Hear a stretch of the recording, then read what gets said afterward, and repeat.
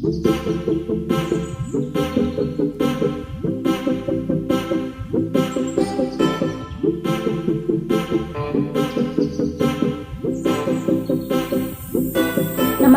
मैं आरती न्यूरोथेरेपिस्ट। आज हम जानेंगे हम विटामिन्स के बारे में जान रहे हैं और ये हमारी सीरीज़ चल रही है विटामिन्स की।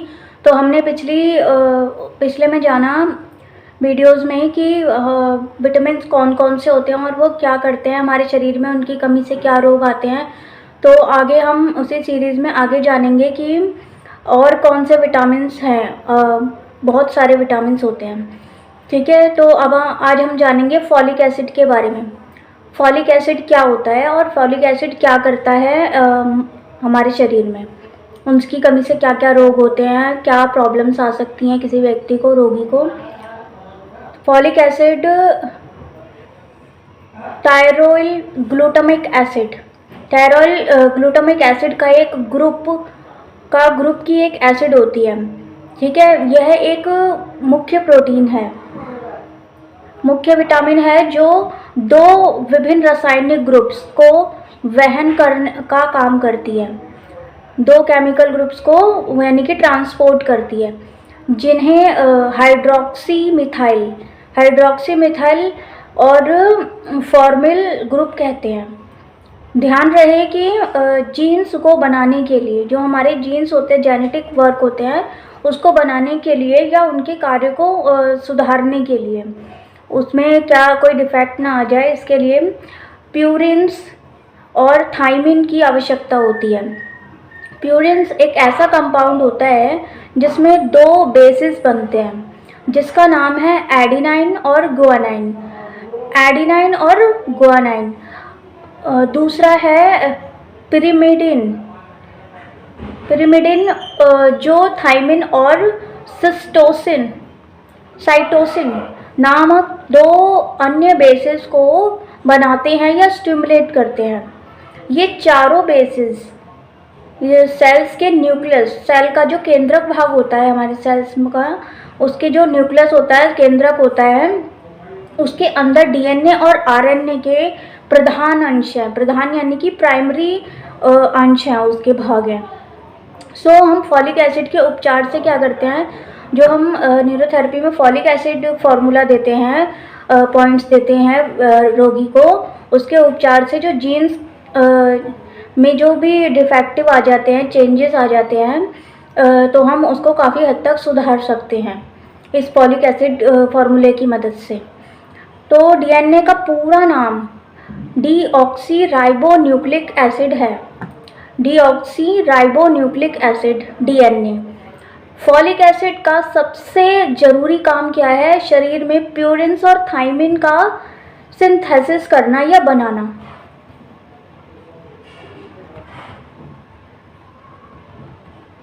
प्यूरिन्स और पिरिमिडिन ये से जीन्स बनते हैं, जो हमारे जीन्स बनते हैं शिशु की अवस्था में। ऊपर के सभी चीज़ जितने भी हमने अभी पढ़ी वो डीऑक्सी राइबोन्यूक्लिक एसिड डीएनए को बनाने के लिए ज़रूरी होती है, इसकी वजह से डीएनए बनते हैं। इसीलिए हम जो न्यूरोथेरेपी में एलिमेंटी में फॉलिक एसिड फार्मूला देते हैं, उसका पॉइंट्स देते हैं, तो वो जीन्स के कार्यों को सुधार देता है, उसमें काफ़ी सुधार आता है और जो भी जीन्स के कारण बीमारियां आई हैं उसमें रोगी को फ़ायदा होता है, उसमें उसे लाभ मिलता है और आराम पड़ता है। फॉलिक एसिड भी एक विटामिन B12 की सेल्स के अंदर जीन्स को डुप्लीकेट यानी कि अपनी संख्या को दुगना बनाने के काम आता है। क्या करता है फॉलिक एसिड B12 की तरह ही जो सेल्स के अंदर जीन्स होते हैं उसको डुप्लीकेट कर देता है, जीन्स को डुप्लीकेट कर देता है, अपनी संख्या को बढ़ा देता है, दुगना कर देता है, ठीक है, 1 से 2 बन जाते हैं। तो डीएनए फॉर्मेशन के लिए फॉलिक एसिड बहुत ज़रूरी है, लेकिन इसका अलग तरीके से काम क्या है कि शायद यह कैटलिस्ट का काम करता है। डीएनए की एक न्यूक्लियोटाइड की प्रोडक्शन की केमिकल रिएक्शन को उकसाना, यानी कि उसको स्टिमुलेट करना, न्यूक्लियोटाइड की प्रोडक्शन के केमिकल रिएक्शंस, जो भी उसकी केमिकल रिएक्शंस हैं उसको स्टिमुलेट करना, इसकी वजह से ही होते हैं, फॉलिक एसिड की वजह से। जब माइटोसिस होता है, मतलब कि जब एक सेल से 2 सेल्स बनने होते हैं, तो इनके द्वारा उस सेल्स के 2 जीन्स या डुप्लीकेट में बदला जाता है। उस सेल्स के जीन्स को, यानी कि वो भी जीन्स भी वो डिवाइड हो जाते हैं, वो भी डुप्लीकेट हो जाते हैं। यानी कि ग्रोथ को बढ़ावा देने का काम कौन करता है? फॉलिक एसिड करता है। यह फॉलिक एसिड का एक बहुत ही ज़रूरी काम है। इसीलिए अगर खाने में इस विटामिन की कमी होगी, फॉलिक एसिड नहीं होगा, तो मनुष्य के शरीर की बढ़ोतरी यानी कि ग्रोथ नहीं होगी या ग्रोथ रुक जाएगी। इसीलिए फॉलिक एसिड B12 से मनुष्य को अधिक लाभ पहुंचाता है। B12 से ज़्यादा फॉलिक एसिड ज़्यादा ज़रूरी है हमारे बॉडी के लिए। तो फॉलिक एसिड का एक और यूज़ क्या है कि यह B12, फॉलिक एसिड और B12, विटामिन B12 दोनों साथ मिलकर क्या करते हैं? RBC, रेड ब्लड सेल्स जो होते हैं, रेड ब्लड सेल्स के मैच्योरेशन करवाते हैं, उसको परिपक्व करवाते हैं, मैच्योर करवाते हैं RBC को, और RBC को इस लायक बनाते हैं कि कैपिलरीज के अंदर वो घुस सकें, वो उसको छोटी फॉर्म में आ जाते हैं, उस लायक वो उस अवस्था में आ जाती हैं RBC। तो फॉलिक एसिड हरी सब्जियों में मिलता है। किस में मिलता है? जो हमारी ग्रीन वेजिटेबल्स होती हैं उसमें मिलता है। ज़्यादा पकाने से ये ख़त्म हो जाता है। जो भी हम हरी सब्जियां ज़्यादा पकाएंगे तो फॉलिक एसिड उसमें ख़त्म हो जाएगा। इसीलिए जो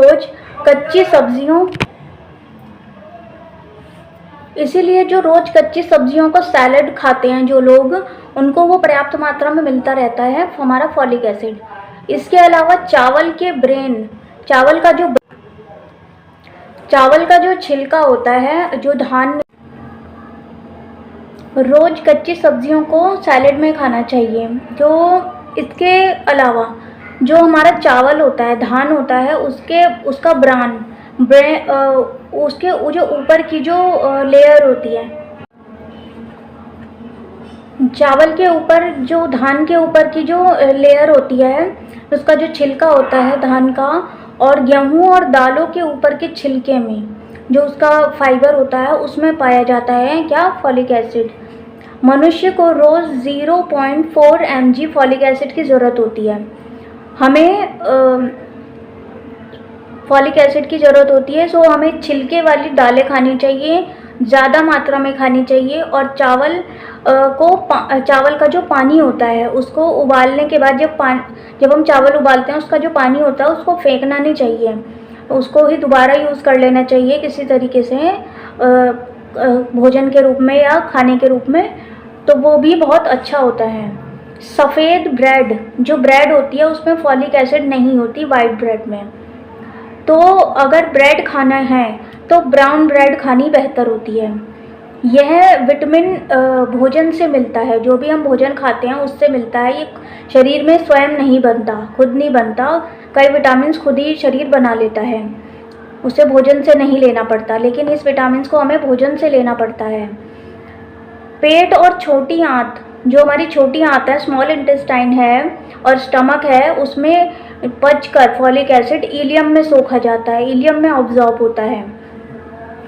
और फॉलिक एसिड और विटामिन B12 दोनों ही क्या करते हैं? रेड ब्लड सेल्स RBC की मैच्योरेशन के लिए आवश्यक होते हैं। जब तक फॉलिक एसिड और विटामिन B12 साथ में नहीं काम करेंगे, तब तक RBC मैच्योर नहीं होगा और आगे का काम नहीं हो पाएगा, आगे का प्रोसेस नहीं हो पाएगा।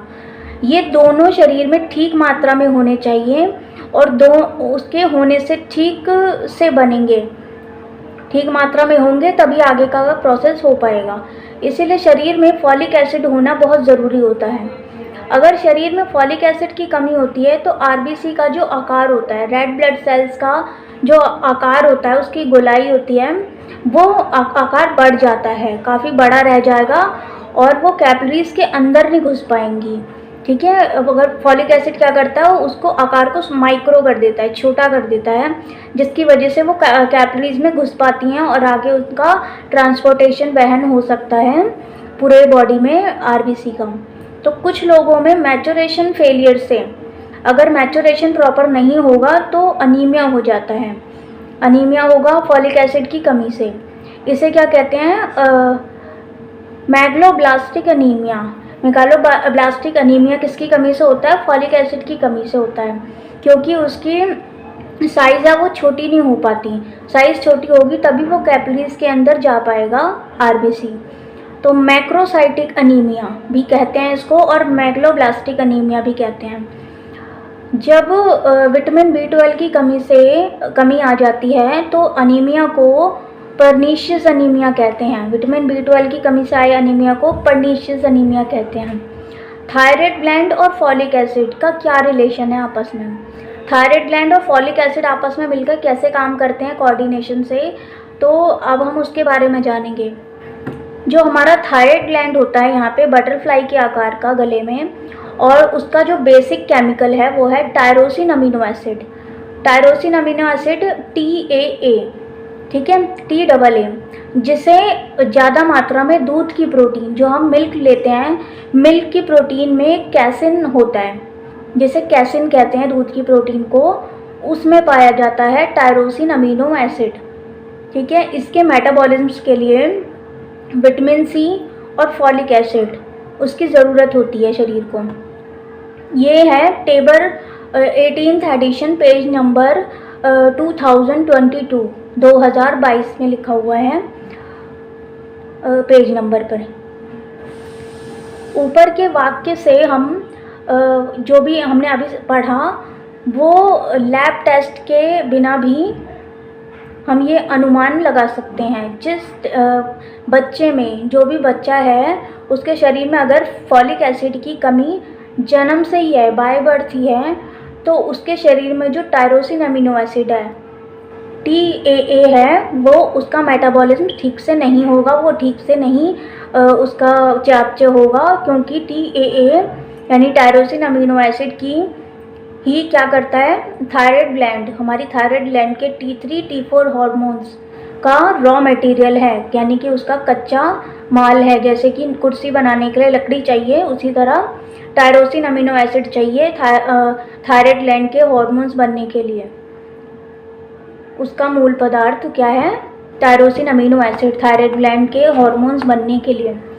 तो TAA के मेटाबॉलिज्म्स के बिगड़ने से शरीर में T3 और T4 हार्मोन सही मात्रा में नहीं बन पाएंगे, तो उस बच्चे को हाइपोथायराइड हो जाता है, हाइपोथायराइडिज्म हो जाता है। उसकी भी दिक्कत हो सकती है जिनका थायराइड जन्म से ही कम काम कर रहा है, वो मंद बुद्धि हो सकते हैं, यानी कि उनका मेंटल डेवलपमेंट सही नहीं होता उन बच्चों का, और वो दिमागी रूप से कमज़ोर हो जाते हैं, मानसिक डेवलपमेंट नहीं हो पाता उनका, और वो नॉर्मल बच्चे से दिमागी रूप से ज़्यादा कमज़ोर रह जाते हैं। जिनको फॉलिक एसिड की कमी होती है हम न्यूरोथेरेपी में एलिमेंटी के फॉलिक एसिड वाले पॉइंट पर चेक करेंगे। जो डायग्नोस्टिक पॉइंट होता है उसको में हम चेक करते हैं, डायग्नोस करते हैं। अगर वहाँ पे उन्हें पेन मिलता है तो इसका मतलब उन्हें फॉलिक एसिड की कमी है, उसमें प्रॉपर मात्रा में नहीं है। पर थायराइड ग्लैंड के लिए एलिमेंटी में कोई खास पॉइंट नहीं है डायग्नोस करने के लिए।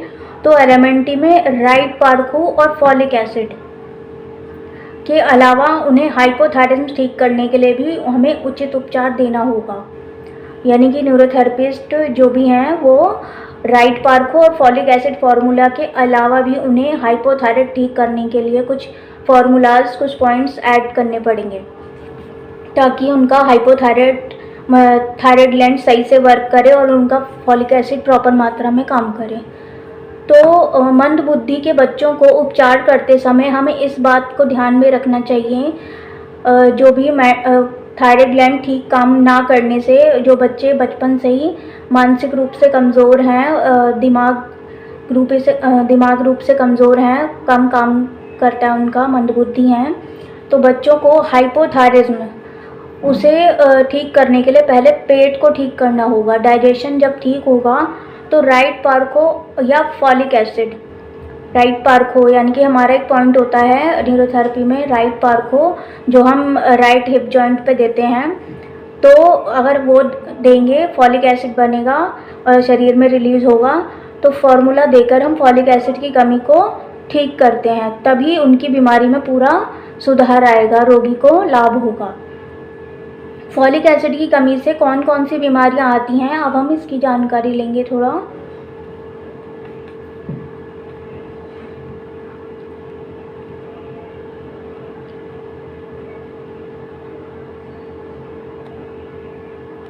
Megaloblastic anaemia. मैग्लोब्लास्टिक अनीमिया जिसमें आरबीसी नॉर्मल से बड़ी होती है, यानी कि वो कैपिलरीज में घुस नहीं पाती, तो आरबीसी का साइज बड़ा ही रह जाएगा, वो छोटी नहीं हो पाएगी फॉलिक एसिड की कमी से। दूसरा, neural tube defect. Neural tube defect यानी कि जो ब्रेन है और स्पाइनल कॉर्ड है, जो हमारा दिमाग है, ब्रेन है और स्पाइनल कॉर्ड है, स्पाइन है हमारी रीढ़ की हड्डी, जिस पदार्थ से बनती है उस समय खराबी आ जाएगी उसमें, यानी कि रीढ़ की नर्वस सिस्टम में रीढ़ स्पाइनल कॉर्ड में प्रॉब्लम आ जाएगी, वो ठीक से बन नहीं पाएगी। इसमें कुछ केसेस में माँ और बच्चे में serum alpha fetoprotein AFP, serum alpha fetoprotein, ये क्या होता है, बढ़ जाता है, जिससे 3 प्रकार की प्रॉब्लम्स बीमारियां आ सकती हैं। स्पाइना बाइफिडा एक जन्मजात बीमारी होती है जो बाय बर्थ होती है। यह साधारण उन बच्चों को ही आती है जिनमें माँ को गर्भावस्था में, प्रेगनेंसी में फॉलिक एसिड की कमी होती है। उन बच्चों में फॉलिक एसिड की कमी की वजह से उनके स्पाइना बाइफिडा यानी कि स्पाइन पूरी तरह फॉर्मेशन नहीं हो पाता, स्पाइन का निर्माण नहीं हो पाता। तो उन लेडीज़ में और बच्चों में ऐसे एंटी पॉइंट यानी न्यूरोथेरेपी पॉइंट्स देंगे, जो फॉलिक एसिड वाले पॉइंट, जो हमारे राइट हिप जॉइंट है वो फॉलिक एसिड पॉइंट है, तो दाहिने जांघ के फीमर बोन के ऊपर पेल्विक बोन के सामने किनारे पर बहुत दर्द होगा, तो इनको कमर में दर्द रहता ही रहता है, ठीक है। और मेनिंजोमायोसिल दूसरी प्रॉब्लम है, मेनिंजोमायोसिल, ये प्रॉब्लम हो जाती है न्यूरल, ये भी इसी में ही आती है। और उसके बाद है मेनिंजोसिल, ये भी फॉलिक एसिड की वजह से ही आती है। इन तीनों में सबसे माइल्ड, जो सबसे कम है, वो है स्पाइना बाइफिडा, जो सबसे मतलब कम प्रभाव डालती है शरीर पर। स्पाइना बाइफिडा, मेनिंजोमायोसिल और मेनिंजोसिल, तीनों में जो कम है वो है स्पाइना बाइफिडा, ठीक है। बाकी दोनों सीवियर हैं, लेकिन इसी से ज़्यादा बच्चे ग्रस्त हैं स्पाइना बाइफिडा से। और सबसे सीवियर है माइलोसिल ज़्यादा सीवियर प्रॉब्लम है, जो बच्चे जिससे पीड़ित हैं इस समय। मस्कुलर डिस्ट्रॉफी, अगला क्या है, मस्कुलर डिस्ट्रॉफी, इससे भी काफ़ी लोग पीड़ित हैं, काफ़ी बच्चे पीड़ित हैं। क्लेफ्ट लिप्स क्या होते हैं, हेयर लिप्स, खरगोश की जो उनके होंठ होते हैं वो कटे फटे होते हैं बचपन से ही बाय बर्थ, तो वो हेयर लिप किसकी वजह से होते हैं, फॉलिक एसिड की कमी से। जिनकी ऊपरी होंठ क्लेफ्ट लिप, ऊपरी होंठ जन्म से ही फटी हुई होती है उन बच्चों में फॉलिक एसिड की कमी से। क्लेफ्ट पैलेट यानी कि जो हमारा, जहाँ पे हमारी जीभ टच कर रही है, हमारा मुंह का अंदर के हिस्से का पूरा ऊपरी भाग, जहाँ हमारे दांत के अंदर के साइड, तो उसके जो ऊपरी तालू होती है जहाँ हमारी जीभ लगती है ऊपर, तो जन्म से ही फटी हुई होती है वो भी फॉलिक एसिड की कमी से। फिर है कंजेनिटल यानी कि जन्म से ही आने वाली हृदय की बीमारियाँ, जो भी जन्म से बाय बर्थ हृदय की बीमारियाँ हैं वो भी फॉलिक एसिड की कमी से आती हैं। जैसे कि हार्ट में होल होना, होल इन हार्ट, जिसमें ASD, VSD और PDA शामिल होते हैं। गुरुजी लाजपत राय मेहरा जी की अनुपम खोज है, उन्होंने ये पाया है कि अपने इतने सालों के अनुभव में, वर्षों के अनुभव में, कि इन सभी का जो कारण है वो फॉलिक एसिड की कमी है। ये सभी जन्मजात बीमारियां हैं जो कुछ बच्चों को होती हैं जिनकी मां को गर्भावस्था में यानी प्रेगनेंसी के दौरान फॉलिक एसिड की कमी थी। ऐसी औरतों को, लेडीज़ को फॉलिक एसिड के पॉइंट में बहुत दर्द होता है, राइट हिप जॉइंट में।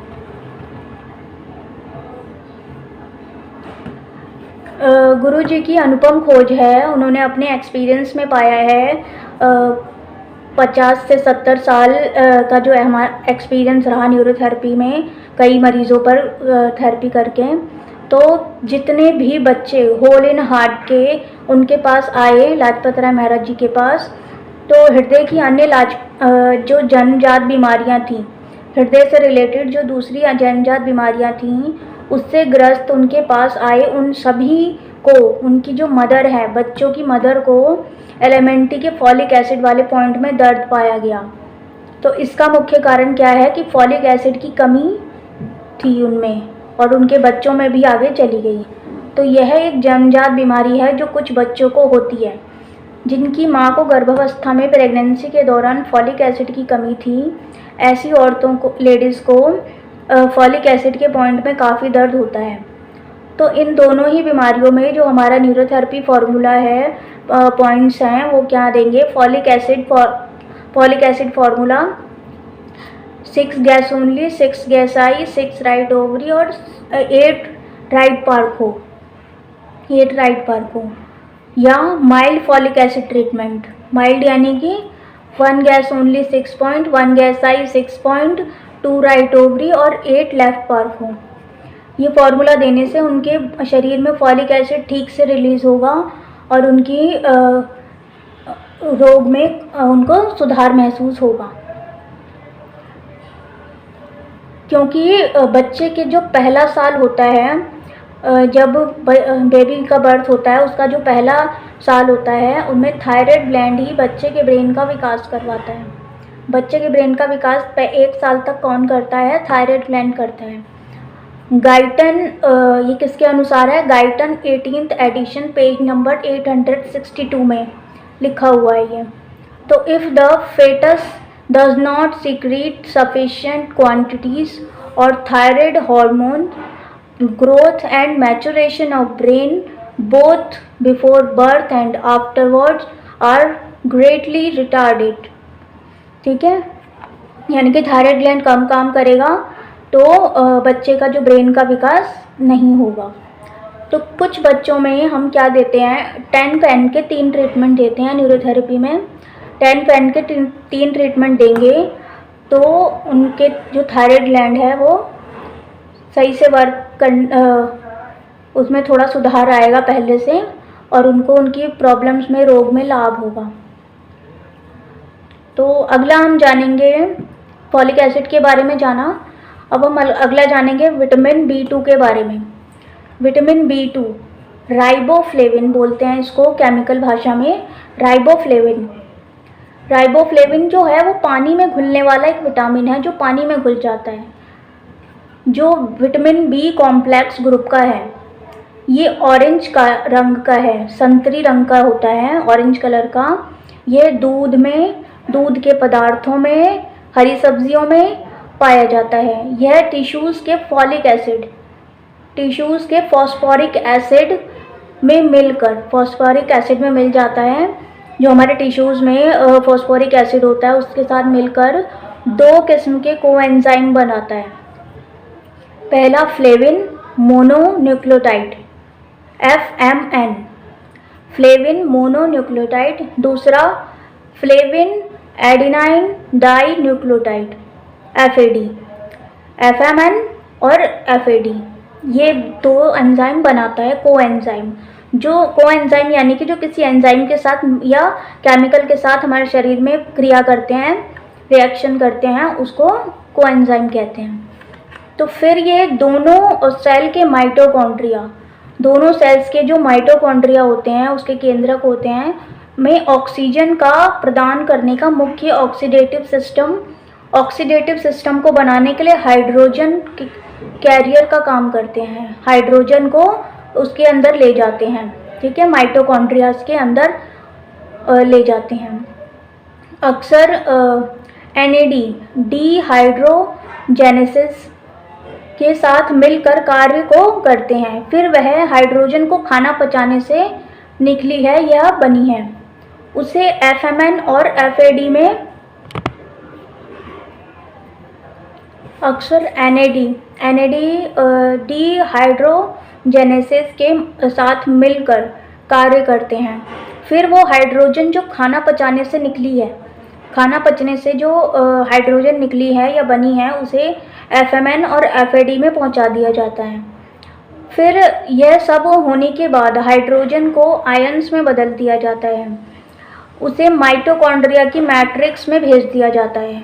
जो माइटोकॉन्ड्रिया की मैट्रिक्स होती है, मैट्रिक्स में भेज दिया जाता है, जिसमें ऑक्सीजन के साथ मिलकर ऑक्सीडाइज किया जाता है। ऑक्सीजन के साथ क्रिया होती है, ऑक्सीडाइज हो जाते हैं, ऑक्सीजन चली जाती है उसमें। और अगर राइबोफ्लेविन की कमी हो, राइबोफ्लेविन यानी कि विटामिन B2 की कमी हो, तो लोअर एनिमल्स हैं उनमें इन्फ्लेमेशन के कारण, यानी कि उसमें सूजन के कारण, इन्फ्लेमेशन के कारण त्वचा की बीमारियां, लोअर एनिमल्स में त्वचा की बीमारियां, उल्टी, लूज मोशन, मसल्स में स्पेस्टिसिटी यानी कि कड़कपन, मसल्स में कड़कपन, जो बाद में ज़्यादा कमज़ोरी में बदल जाएगा और फिर कोमा, फिर मृत्यु हो सकती है। शरीर की टेम्परेचर धीरे धीरे कम हो जाती है लोअर एनिमल्स में विटामिन B2 की कमी से, और राइबोफ्लेविन की बहुत कमी होने पर शरीर में वैसे ही अगर असर दिखते हैं, प्रभाव दिखते हैं, जैसे कि खाने में नियासिन की कमी के कारण होते हैं। नियासिन की कमी से जो प्रॉब्लम होती हैं वो राइबोफ्लेविन की कमी से भी होती है। जैसा कि शरीर के सेल्स में कम ऑक्सीडेटिव प्रोसेस यानी कि ऑक्सीजन के साथ जो क्रिया होती हैं वो सब नहीं हो पाती, वो उसकी कमी से। तो मनुष्य में राइबोफ्लेविन की कमी से, B2 की कमी से वो सब नहीं, जो ऊपर दिए हुए लोअर एनिमल्स में होगा वो सब नहीं होता, मगर राइबोफ्लेविन की कमी से, B2 की कमी से मनुष्य में क्या होता है, मनुष्य यानी इंसानों में कम होती है ये वाली कमी।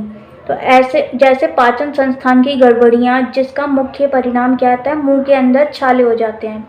विटामिन B2 की कमी से मुंह के अंदर छाले, अल्सर्स हो जाते हैं मुंह के अंदर, माउथ अल्सर्स कहते हैं इन्हें।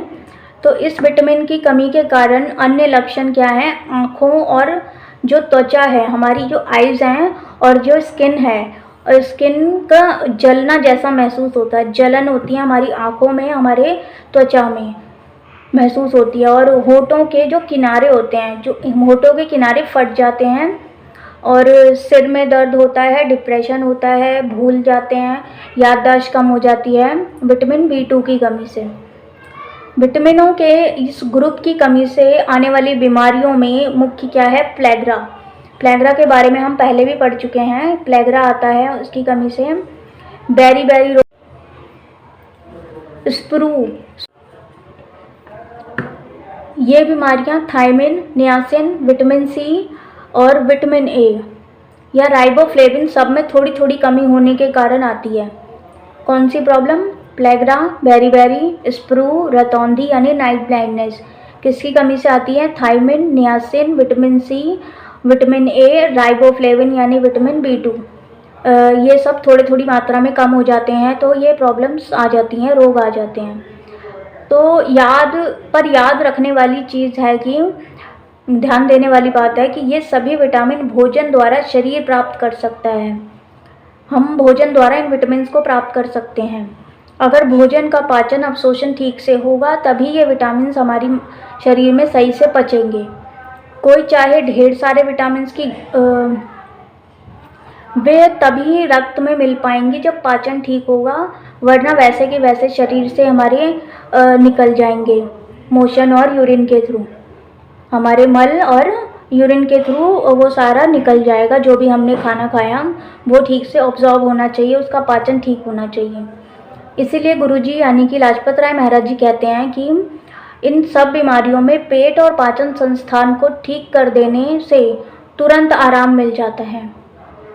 अगर हम पाचन को ठीक कर देंगे तो रोगी को, जो इसकी कमी से रोगी बन गए हैं, उनको काफ़ी आराम मिलेगा उनका ये विटामिन्स की कमी नहीं आएंगी अगर पाचन ठीक हो जाएगा। तो अगर पाचन संस्थान सुधर जाए तो विटामिन्स उसको शरीर को प्रॉपर मात्रा में मिलेंगे भोजन से प्राप्त विटामिन ही